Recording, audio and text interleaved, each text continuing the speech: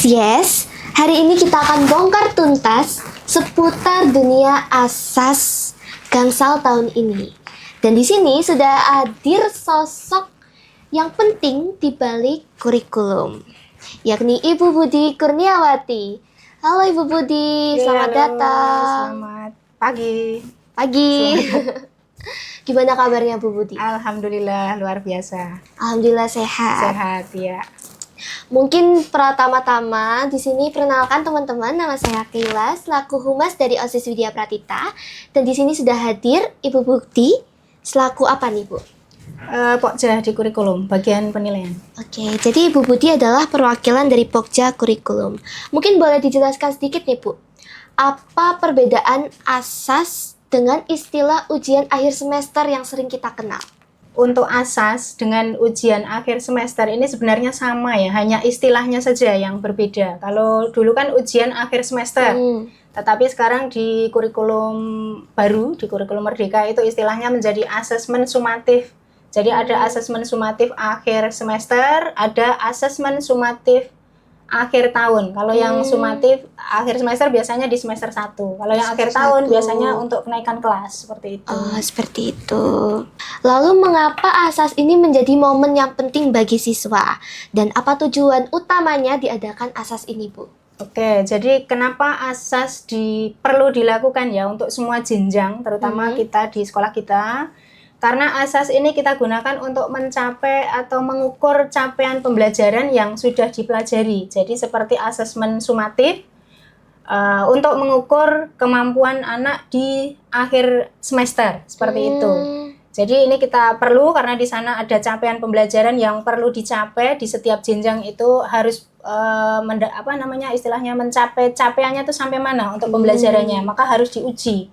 Di setiap jenjang. Di setiap jenjang, biar tahu progres pembelajarannya sudah sampai mana. Betul. Kira-kira ada perbedaan nggak Bu antara asas di tahun ini dan asas di tahun sebelumnya?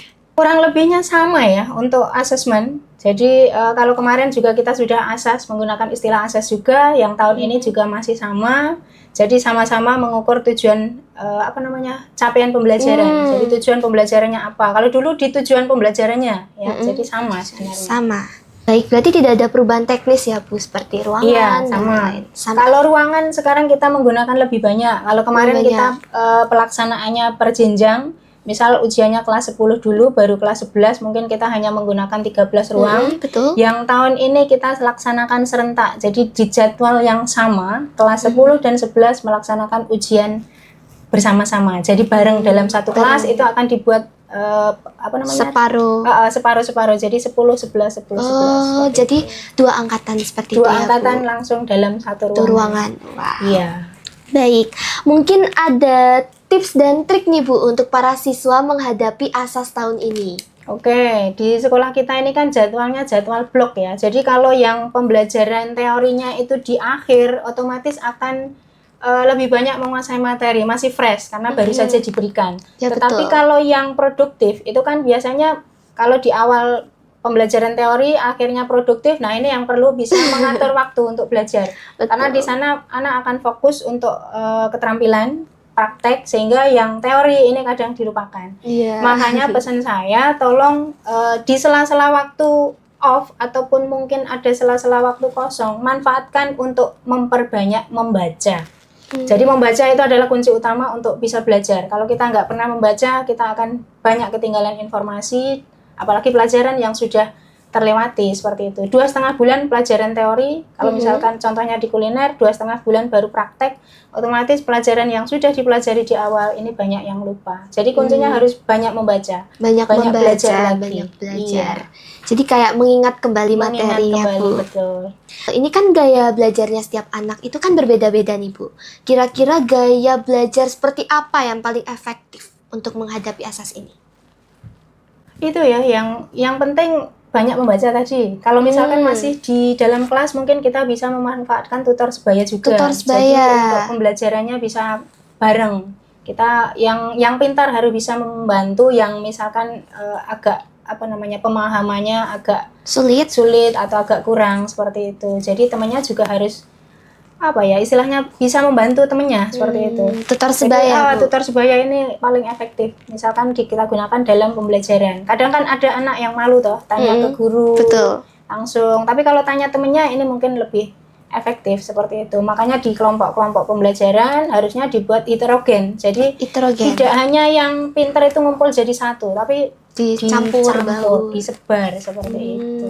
Jadi nanti yang bisa mengajari teman-temannya yang mungkin pencapaiannya agak kurang seperti itu. Baik, terima kasih Bu Budi. Mungkin bagaimana format soal asas ini selaras dan merefleksikan prinsip-prinsip nilai dari kurikulum kemerdekaan. Kurikulum Merdeka. Sebenarnya untuk asesmen ini bisa beberapa model ya, bisa beberapa bentuk. Misalkan bisa berupa project, bisa berupa ujian tertulis, bisa ujian misalkan lewat portofolio seperti itu. Tetapi untuk di sekolah kita project itu dilaksanakan di semua jurusan. Itu sudah menggunakan project. Jadi masing-masing jurusan sudah ada ujian tersendiri. Terus nanti yang untuk bersama secara bersama keseluruhan, ini kita masih menggunakan tes tertulis. Jadi berbasis Android. Berbasis Android, kita menggunakan aplikasi Lomca yang sudah kita gunakan di beberapa tahun terakhir untuk ujian, di mana kita menggunakan aplikasi itu yang pertama kita hemat ya kertas ya, jadi kita nggak perlu menggunakan banyak sekali. Terus bisa diakses menggunakan HP siswa sendiri-sendiri, jadi tidak harus terfokus di lab komputer, tetapi siswa bisa menggunakan HP sendiri untuk melaksanakan ujian seperti itu, jadi lebih fleksibel. Iya, seperti itu. Kalau bentuk ujiannya kita masih menggunakan pilihan ganda. Pilihan ganda.